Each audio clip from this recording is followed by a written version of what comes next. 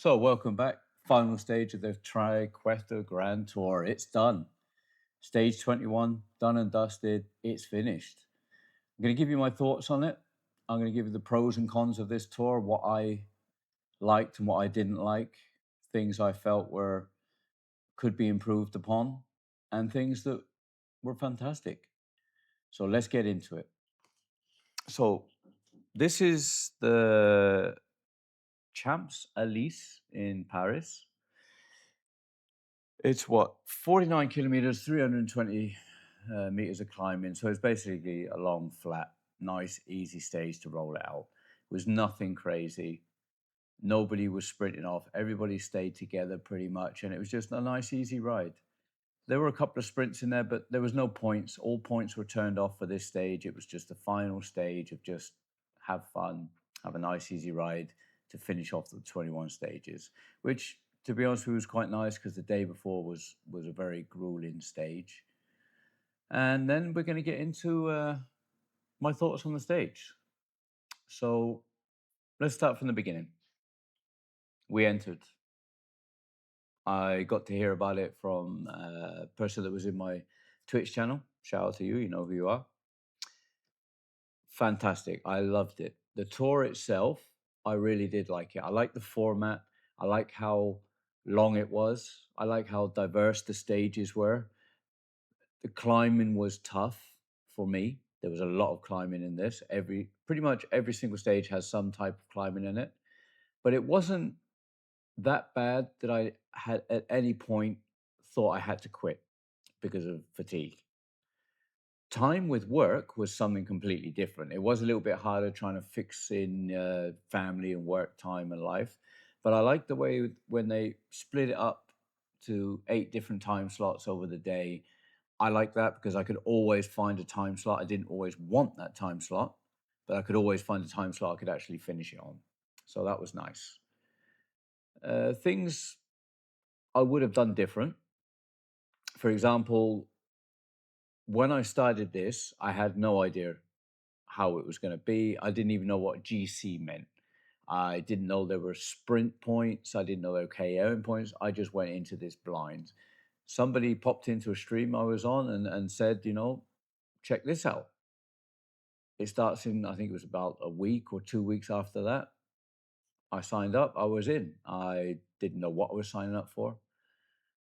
I'm so happy I did this. I'm so happy that, I got to be part of 21 stage racing, that I could actually finish it all without injury, or anything getting in the way of finishing it.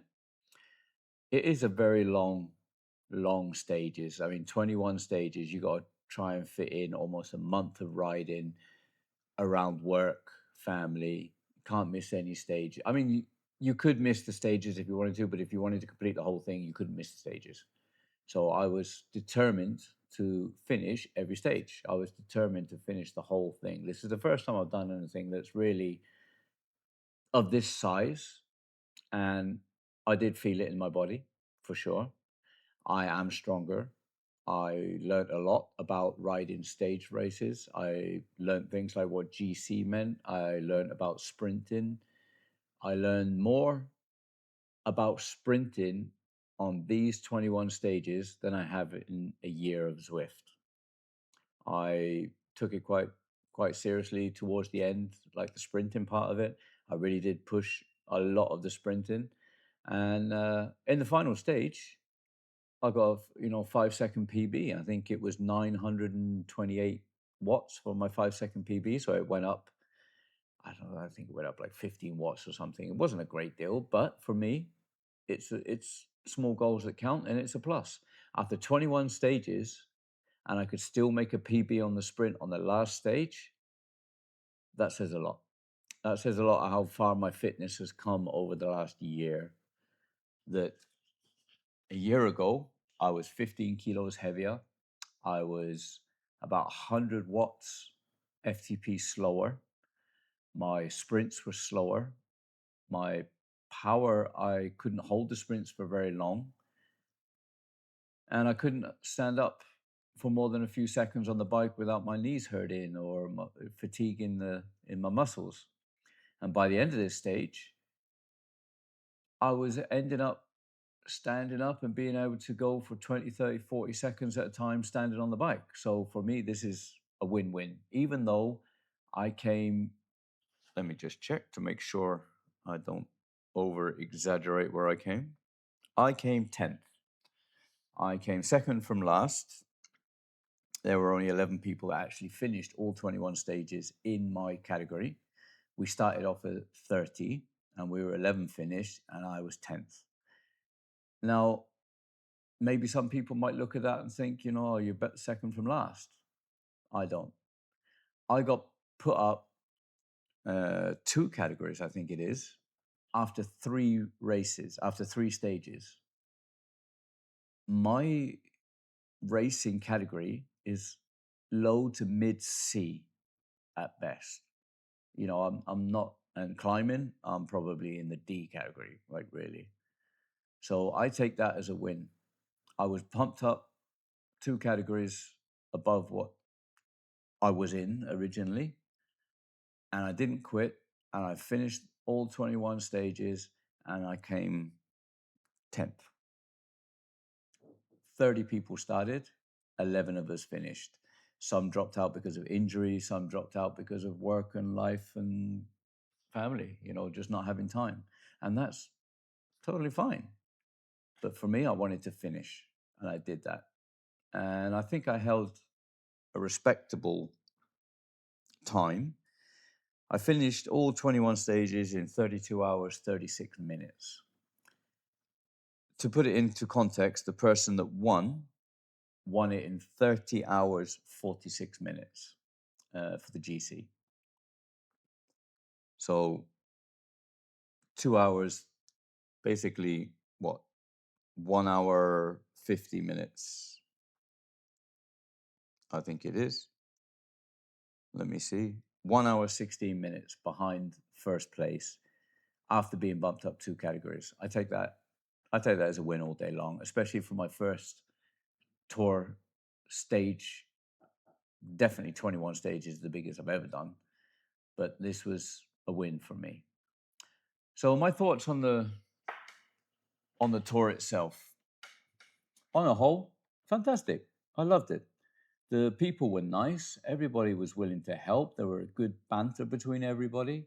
There was no pettiness or nastiness between any of the competitors. Everybody was pretty much nice and helping each other. And some of the people that were in categories below me and categories above me also helped me by explaining things I didn't know. So I'm very grateful for that. I'm very grateful for being able to learn as much as I did in such a short time. I think I learned more doing these 21 stages than I have doing the last year of ZRL. And that's down to the people. Met a lot of people, really nice people, you know, good banter, good jokes. Everybody was very, very willing to help each other. There was never any, what I would say, competitiveness, that it was nobody would help each other, if you know what I mean. Everybody was really nice. And that is a big plus. So minuses for me was not knowing what I was going into. If I'd have known what I was going into at the very start, I think I would have done better. I would have chose to race the first 3 stages differently. I would have not pushed as hard as I did on the first 3 stages, purely because I got bumped up 2 categories after 3 stages, but I was not in the same category, shall we say, as those other riders. My sprinting was less, my climbing was less, my flat speed, yeah. I think I was holding my own on the flats, I think. They were pulling away from me, for sure. They were much stronger on every category of the racing. But the longer distance flats and rolling, is where I could hold my own. The climbing dropped off straight away. And the first 3 stages, there was not much climbing. So I managed to claw my way back in the second stage after having a disaster start. And go back and check that video out because it was a disaster start. Can't believe I even missed the start. Got a stupid rookie error. But I clawed my way back to second place. And I think that's what really killed me. It was after that, I was moved up to the next category, 2 categories up, based off what I did on that race and the next race. The next race, it was only purely because I was drafting off much faster people. It was no other, it was an inflated effort. It looked like an inflated effort from me. I was on the wheels and they were pulling me along. At no point was I even pushing past them. They were pulling me along, and it took everything I had to stay on that wheel to pull them along. But it overinflated maybe it overinflated what I can do purely because of the draft from them. It was so strong. And after that, I was bumped up. Now, I understand race controllers trying to keep it as level playing field as they can. I get that. I mean, it's such a hard job trying to organize, 8 time slots per day for 21 stages, trying to keep everybody as fair as you can by keeping the categories as equal as you can or close to it. But it does leave things open to be manipulated. It is a game at the end of the day. And the manipulation is, if I'd have raced slower on those days, if I'd have conserved my strength, I didn't go all out on the first 3 stages like I did. I really did push it. I was in the mindset that I wanted to prove something to myself. I wanted to be up there. I would change that. I wouldn't push so hard straight out the gate. I would keep up, but I wouldn't excel, if you know what I mean. So I would have kept back a little bit. And I think I would have been more competitive if I'd have done those stages and managed to stay with the group I was in. I think the group I was in was the group I should have been in. My stats and overall riding ability, I think I was in the right category at the start. But after I got moved up, I started to look at the race a little bit differently. Then I started to try and pick and choose which courses were best suited for me, because at the end of the stages, the climbing courses, they're not my best. Even though on the Alpe de Zwift, on the second from final stage, I was pushing it. I was doing really well. I was very surprised. And then, of course, we had the whole cut out from Zwift and getting kicked out. You lost connection. That was, I was really not happy with that, purely because I was doing so well and I felt so good on that last Alpe d'Huez stage. Is what it is. It wasn't nothing serious by the end of the stages. I had to change my mindset. When I came into this, my mindset was, I'm going to go for it, do the best I can, and push everywhere I can. After being bumped up and humbled, because that's basically what it was, I was humbled when I went up. I realized that my mindset had to change a little bit and be more playing the game rather than pushing the competitive side. And what I mean by that is there are many ways to manipulate the Zwift game, drafting, where to push, where to hang back, where to lose a little bit of time to keep you in the race at the front, So that sounds stupid, right? It sounds a little bit intuitive, but if I did not push so hard on that second and third stage, I wouldn't have been put up into the category I was. So I might have been more competitive if I held back a little bit on those the first three stages. And what I mean by that is some people were holding back because it's a 21 stage race. You know, you want to pace yourself. I went out the blocks hard. Would I have been able to hold that for all 21 stages? Probably not, no. And there are stages where it would have played to my strength, and there are plenty of stages where it wouldn't. For example, the climbing.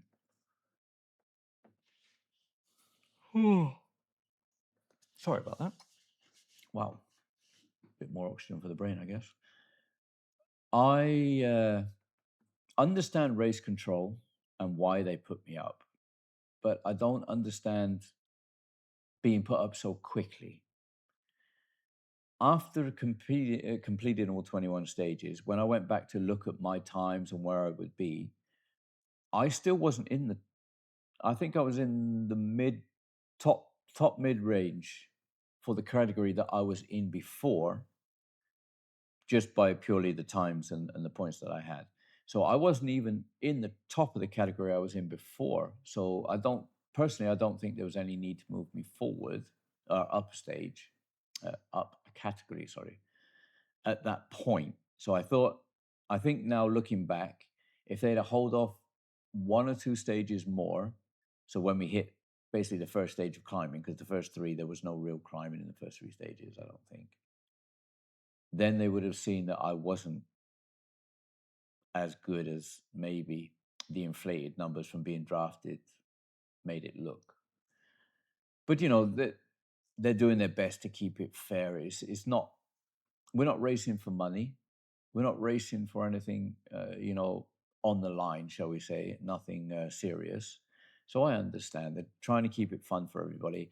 And it's never fun for anybody that has one person shoot off and just beats the category like crazy easy. That's not fair. That's not fun for anybody. So I understand why they did it. I just think they should have held off a couple more stages, and then they would have seen that I wasn't as you know, good as maybe it looked after the first two stages. But at the end of the day, it pushed me, and it pushed me hard. And I did get a lot fitter. I felt better on climbs. I was feeling good in sprints for sure towards the end of this. And I learned a lot. I learned a lot about how to manipulate the system that best suits you as a rider. And I don't mean cheating, and I don't mean holding back on watts. I mean holding back, for example, climbing. I'm really bad at climbing.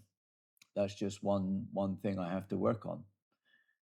But as I'm better at the longer, flatter stages, I should have maybe held back a little bit on the longer, flatter stages and pushed even harder on the climbing stages. That would have maybe equaled out my the look on paper, shall we say. That would have equaled out how it looked on paper and how it looks in the stats and how it looks that how can this rider catch up whatever it was, 10 minutes or whatever it was over one stage. He must be way too powerful and he's in the wrong category. But as the stages went on, you could see I personally don't think I was in the wrong category. But at the end of the day, race control is trying to keep it fair for everybody. So I understand. So it's nothing on them. They did everything right. They were fantastic. The stages were set up good. I think the choices of stages and the choices of length and climbing, I think somebody put a lot of work into that, picking the stages, and they were fantastic. I think all the stages were well put together. I think they were well thought out. I think putting those stages back to back to back after each other was thought out. It wasn't just thrown together. Only thing for me that I found very difficult was the last two stages, or three stages really, but the last two stages with that amount of climbing in the last two stages really, but that's just me because I'm not a climber. That really, really did take it out of me. It really did push me to the limit where if it wasn't at the end of these 21 stages, that is the mental part where you quit or you carry on. It's just, thank God it was the last three stages that in my head, it was like, get it done. After this, it's done. You're good. Keep going. If they'd have put that at the first week, yeah, I'll be honest with you, I'm not sure if I would have still been on all 21 stages. But very well thought out. The race control were great. They were somebody in there answering questions all day long, every day, over the 21 stages, updating all of the stages after every race or every few races. They were doing great. They were fantastic. And let's not forget, this is not a paid job. This is, mostly volunteer work.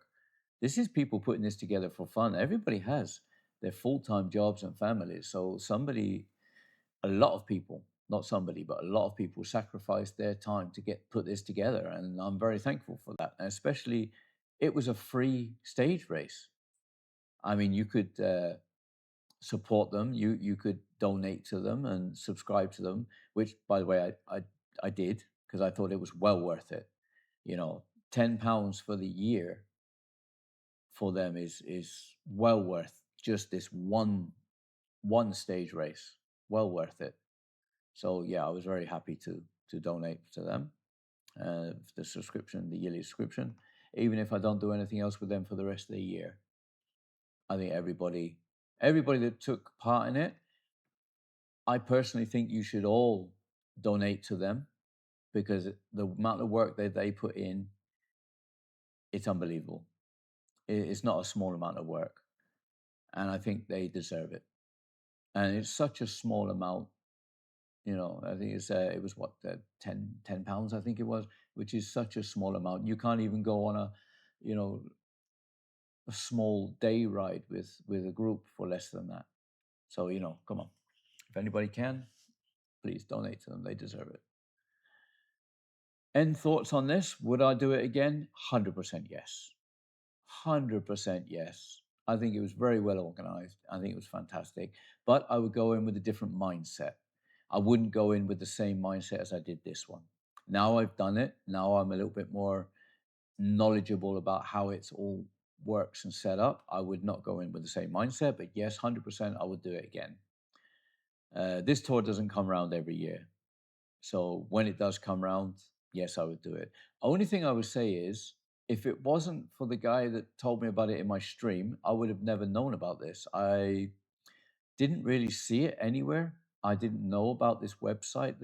I didn't know anything about it. I'll leave the link in the description to their website and go take a look because they are doing great things.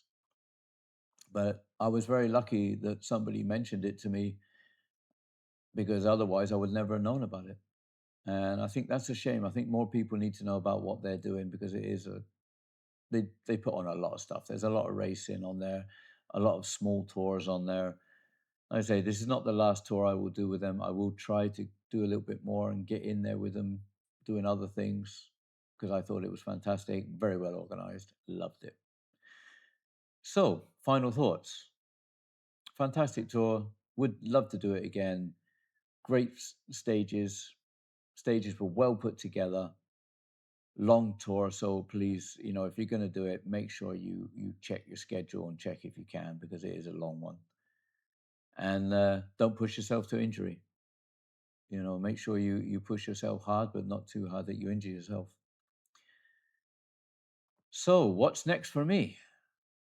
Well, I have a ride coming up on the 20th of June, which is 320 kilometers outdoor ride. It's called Chase the Sun here in Iceland. It is also in the UK and Ireland, and I think it's also done in Italy, I think. But this will be the second year that they've a couple of Icelandic guys have organized this, and we are doing that. It's a 320-kilometer day ride. We start at 3 o'clock in the morning at sunset at the coast, and we ride through mountains, off-road, on-road, all the way to the capital, which is Reykjavik, down to the sea there. And it's 320 kilometers. I think it's around, if I remember right, I'm not 100% sure, but it was around 5,000 meters of climbing. And that's on the 20th of June. I will be taking part in that. I will be planning to finish it for sure. So you start at 3 o'clock in the morning, and you have until, I think it's 20 past midnight. So you have when the sun rises, and when the sun sets, you got to be done. So it's not a race per se. It is a challenge. It is a ride. You go at your own speed. Everybody goes at their own pace. You can do it in teams. You can do it in duos. I'm going to be doing it as an individual. So it'd be 320 kilometers, 3 o'clock in the morning till 12:20 midnight that night to finish. It's going to be a grueling one. I did try it last year, but we did quit after 180 kilometers because of weather, not because we wanted to. It was really bad weather, so I didn't finish it. So I'm coming back this year to finish an unfinished job. That's my goal in the next month. So right now I've got 4 weeks, no less, 3 weeks. 3 weeks of training, 3 weeks of a lot of hours on the bike, 3 weeks, a lot of zone 2. I also have a lot of VO2 max training, sprinting training, all different kinds of stuff going through. I have a whole training plan ready for this one up until that date. And that's what I'm doing next. Let me know in the comments if you want me to make a few videos on it, if you want me to document the training. I will be taking a lot of video the day we are doing it, and we'll be putting together a nice little collage of events over that day, and I will be making a video of it that day. So if you want to see some of the scenery of Iceland, outdoor riding, 320 kilometers, subscribe to the channel and check it out. I will be putting it up. Let me know in the comments if you want me to document some of the training and put up some training videos and how to prepare for it. I'm preparing different this year than I did last year. Last year, I just winged it. Basically, I did a lot of zone 2 and I was just winged it. This year, I'm using TrainerRoads to tailor a plan. I'm going to trust the plan. I'm going to trust the training plan that they put together. So I'll be doing all the workouts that they put up. I'll be doing also some ladder racing in between. I will be trusting the process. So if you want to see that and more, like and subscribe. Keep peeled, because the 320 kilometer one is going to be a big one for me.